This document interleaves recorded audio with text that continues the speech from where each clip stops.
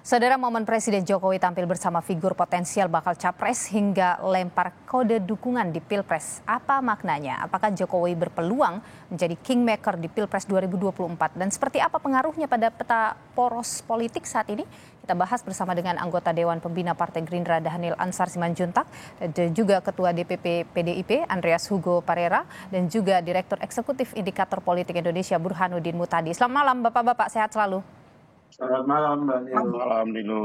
Ya, saya ingin ke Bung Burhan dulu nih, bicara soal apa yang dilakukan oleh Jokowi belakangan ini, lempar-lempar sinyal ke tokoh-tokoh tertentu. Apakah memang Jokowi punya peluang jadi kingmaker atau memang dia adalah kingmakernya saat ini? Di awal saya sudah memprediksi Presiden Jokowi ingin memainkan peran lebih dalam proses transisi kekuasaan di 2024. Nah, biasanya Presiden jilid kedua itu kan cenderung menjadi lemdak. Nah, ini tidak terjadi dalam kasus Presiden Jokowi. Beliau terus-menerus menjaga popularitasnya, approval ratingnya konsisten di atas 70%. Dan karena ada batasan konstitusional untuk maju di kali ketiga, maka bacaan para analis terhadap langkah Presiden Jokowi di periode kedua yang selalu kencang untuk mempertahankan popularitasnya itu tiada lain kecuali untuk menjadi kingmaker yang menentukan siapa capres di 2024. Indikasinya sangat banyak untuk mengatakan bahwa Presiden Jokowi sejak menit pertama setelah beliau dilantik sebagai presiden periode kedua itu ingin memainkan peran yang sangat krusial dalam menentukan peta pencapresan 2024. Dan Jokowi bisa? Nah, sangat bisa, tentu tergantung oleh tiga kondisi ya. Kondisi yang pertama adalah sejauh mana Presiden Jokowi mampu mempertahankan approval rating. Kalau approval ratingnya drop, jangankan orang terdekatnya, ya, orang-orang sekitarnya akan lari karena akan takut terkena getah jika approval ratingnya drop. Tetapi kan kita melihat 2 tahun terakhir ini approval ratingnya tetap tinggi bahkan di masa pandemi. Itu syarat yang pertama. Syarat yang kedua adalah sangat tergantung oleh konstelasi capres. Ada tidak capres yang dominan? Nah, per hari ini survei indikator termasuk survei Kompas itu tidak menemukan capres yang dominan. Ganjar Pranowo meskipun berada di peringkat pertama, itu elektabilitasnya tidak sampai 40%, sekitar 37% dengan simulasi 3 nama. Jadi semakin muncul calon yang tidak terlalu dominan, maka berkah Presiden Jokowi menjadi menentukan. Nah, yang terakhir adalah tergantung oleh MK. MK ini masih mensyaratkan 20-25% presidential threshold atau tidak. Meskipun sudah ada puluhan kali upaya untuk melakukan judicial review, tapi kalau misalnya skema aturan kaitan dengan penanganan presidential threshold ini masih ditetapkan yang sangat tinggi tadi, maka Presiden Jokowi sebagai presiden yang mewadahi 7 partai koalisi pemerintah itu menjadi menentukan. Tapi kalau misalnya ternyata diturunkan, maka 2 partai oposisi sudah cukup. Baik. Kita tahan di sana dulu. Saya ingin ke Bung Andreas dulu. Bu Mega sebagai Ketua Umum Partai Gerindra, Partai PDIP maksud saya, ini kan belum bicara soal capres dan lain sebagainya, tapi Pak Jokowi sudah lempar sinyal sana sini begitu. Bagaimana Bung Andreas? Saya kira Pak Jokowi tidak bicara soal capres, tapi Pak Jokowi mempertemukan ya yang kita tahu bahwa semua figur-figur yang ada dalam hal ini misalnya Mas Ganjar, kemudian Pak Prabowo di dalam pertemuan seperti itu sangat mungkin untuk diinterpretasikan ya. Artinya dalam arti bahwa masyarakat berinterpretasi, para pengamat berinterpretasi bahwa ini dalam rangka upaya untuk kalau saya katakan Pak Jokowi ya sebagai presiden yang seperti tadi Mas Burhan sampaikan mempunyai approval rating yang tinggi, dan juga Pak Jokowi selama ini bekerja keras di dalam 2 periode sebagai presiden, tentu ingin meninggalkan legasi dan legasinya itu dilanjutkan gitu. Dan sangat wajar dia menghendaki teman-teman yang dia percaya untuk melanjutkan kepemimpinan. Artinya Pak Jokowi yang pegang siapa mau jadi penerusnya, bukan Bu Mega? Bukan soal.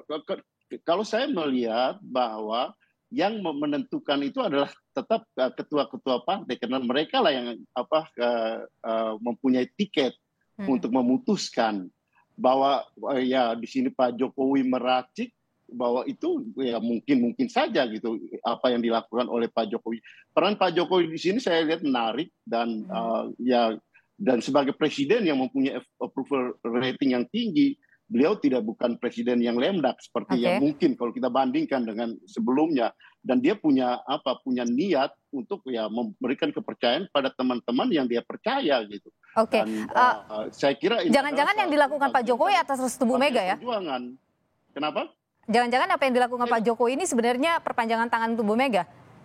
Silakan itu bisa diinterpretasikan oleh masyarakat, tapi menurut saya peran Pak Jokowi ini adalah bagian dari peran ya memperjuangkan sesuatu yang dia yakini baik, apalagi ketika di dalam proses perjalanan ini ada belum apa-apa ada yang sudah mengatakan bahwa mereka memajukan calon yang antitesis terhadap dirinya. Saya kira sangat pantas kalau Pak Jokowi kemudian mengambil sikap untuk mencari. Mbak Puan gimana dong posisinya nanti, Bung Andreas? Mencari orang yang mempunyai satu tesis dan mempunyai peluang untuk memenangkan kontestasi ini penting. Dan saya kira kalau Pak Jokowi kemudian mesra dengan Pak Prabowo, dengan Ganjar, kemudian peluangnya Mbak Puan gimana dong? Karena Mbak Puan kan disebut-sebut akan jadi juga di PDIP, dari PDIP. Saya tidak ingin mempertentangkan itu bukan wilayah kita untuk mempertentangkan, tapi mencari yang terbaik itu adalah ya saya kira haknya Pak Jokowi juga gitu untuk memainkan peran ini, dan menurut saya ini adalah bagian dari perjuangan apa yang dilakukan oleh Pak Jokowi, sehingga dengan demikian kalau saya melihat misalnya ya sekarang setelah kepemimpinan Pak Jokowi muncul pemimpin yang antitesis terhadap dirinya, itu kan pasti saya kira siapapun tidak menghendaki hal tersebut terjadi gitu. Baik, kita tahan di sana. Apa yang sangat rasional, menurut saya sangat rasional apa yang dilakukan oleh Pak Jokowi, karena ya dia tentu berharap orang yang melanjutkan, memenangkan dan kemudian melanjutkan apa yang dia pikirkan yang terbaik buat diri. Baik, kita tahan di sana dulu, Bung Andreas. Saya ingin ke Bung Daniel dulu. Bung Daniel, Pak Prabowo ini makin mesra dengan Pak Jokowi, makin mesra juga dengan Ganjar Pranowo. Bagaimana sih ini sebenarnya, apa langkah Gerindra di Pilpres 2024? Apa yang lagi dibangun? Mbak Nilu, Pak Prabowo, Partai Gerindra biasa mesra dengan siapapun. Jadi kita terbuka dan bersahabat dengan seluruh partai politik, dengan seluruh tokoh. Seperti berulang saya sampaikan, tentu konsepsi dan visi utama kontestasi kita pada 2024 nanti adalah menjaga persatuan, berkompetisi dengan sehat, dengan tidak mengorbankan persatuan kita sebagai bangsa dan negara. Itu yang pertama, Mbak Nilu. Kemudian kedua, terkait dengan cawapres Pak Prabowo, tentu Partai Gerindra sudah berkoalisi dengan Partai PKB. Dan pembicaraan terkait siapa yang akan menjadi wapres Pak Prabowo nanti akan dibahas dan ditentukan oleh Pak Prabowo dan Cak Imin, dalam hal ini Ketua Umum PKB. Namun Gerindra, PKB, Pak Prabowo dan Cak Imin berkomitmen untuk membangun kekuatan yang lebih besar. Artinya kami ingin berkompetisi untuk menang, dan kami ingin merangkul semua pihak yang punya visi sama dengan Gerindra dan PKB. Artinya tentu ketika misalnya akan mendekati Mas Ganjar atau mendekati siapapun atau ingin mengajak siapapun, tentu etikanya kami tentu harus bertemu dan bersepakat dengan PDIP misalnya, dalam hal ini Ibu Megawati, kemudian dengan yang lain misalnya dengan Golkar, tentu kami harus bersepakat dengan Golkar. Bung Daniel, yang jelas Gerindra terbuka dengan siapapun. Maaf, saya tahan di sana dulu. Saya ingin tanya begini, Bung Daniel, apakah memang kalau tadi kita lihat bersama Pak Hashim sudah menyebut bahwa Prabowo harus jadi capres apapun itu yang terjadi, apakah itu artinya Gerindra sudah menutup capres yang lain, hanya Pak Prabowo saja capresnya begitu. Kalaupun nanti ada Ganjar, meskipun Ganjar misalnya surveinya di beberapa survei itu lebih tinggi dari Pak Prabowo, tidak bisa. Capres tetap adalah Prabowo Subianto. Mbak Niluh, amanah Gerindra, seluruh kader Gerindra, keputusan Gerindra dalam hal ini tentu adalah mencapreskan Pak Prabowo, dan itu final bagi Gerindra. Dan kita tentu membuka diri untuk komunikasi dengan semua pihak. Kenapa? Karena saya pikir dari sisi track record, dari sisi kapasitas dan lain-lainnya, kapasitas Pak Prabowo tentu sebagai capres, dan beliau punya pengalaman panjang terkait dengan itu. Kemudian yang kedua, pembicaraan dengan pihak yang lain, tentu kita tidak sekedar melihat survei. Karena apa? Karena tadi saya sebutkan, saya bersepakat dengan Bang Andreas, karena ada faktor lain, misalnya ya tadi koalisi partai, kemudian karena kekuatan itu yang nanti akan sangat menentukan dan merubah hitungan survei, karena ini kan hari ini belum ada formasi yang tepat dan belum ada formasi yang fix. Oleh sebab itu ketika ada formasi yang fix, maka survei akan banyak.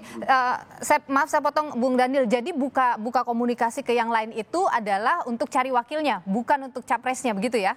Tentu capres kami final Pak Prabowo, dan kita membuka diri berkomunikasi dengan partai lain untuk cawapres Pak Prabowo. Oke, baik, cawapres saja. Saya ke Pak Burhanuddin terakhir.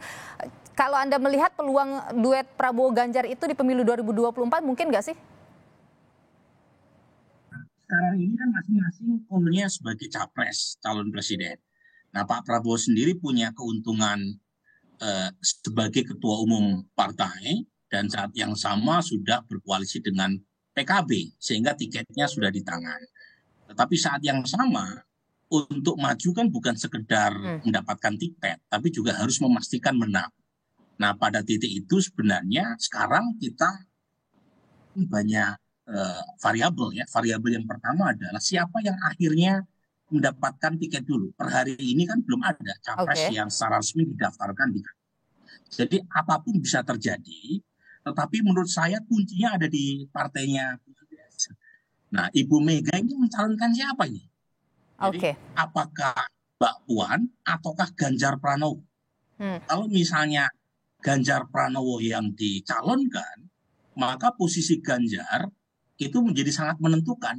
Karena beliau tidak lagi maju sebagai cawapres menurut kalkulasi hari ini. Tapi lagi-lagi sangat tergantung oleh Ibu Mega. Nah, yang kedua, maju atau tidak Anies Baswedan. Kalau misalnya Anies Baswedan dapat tiket dan kemudian dimajukan secara resmi, maka perhitungan elit-elit partai adalah logika elektabilitas. Siapa yang bisa mengalahkan Anies Baswedan? Bukan lagi logika ketua umum. Nah, ini lagi-lagi sangat ditentukan oleh waktu-waktu terakhir sebelum pendaftaran. Jadi saya mengamati demikian nih loh. Jadi proses pertandingan Pilpres ini tidak ditentukan di babak normal 90 menit, 45 kali 2 dalam 50. Tapi di waktu injury time. Baik. Injury time-nya nanti kita akan lihat. Baik, terima kasih Bung Burhanuddin Muhtadi. Maaf saya harus potong sampai di sana karena kita terbatas durasi. Terima kasih Direktur Eksekutif Indikator Politik Indonesia Burhanuddin Muhtadi sudah bersama kami, dan juga terima kasih Ketua DPP PDIP Andreas Hugo Parera dan juga anggota Dewan Pembina Partai Gerindra Dhanil Ansar Simanjuntak. Terima kasih Bapak-bapak sudah berbagi informasi dan juga pandangan di Sapa Indonesia Malam. Sehat selalu.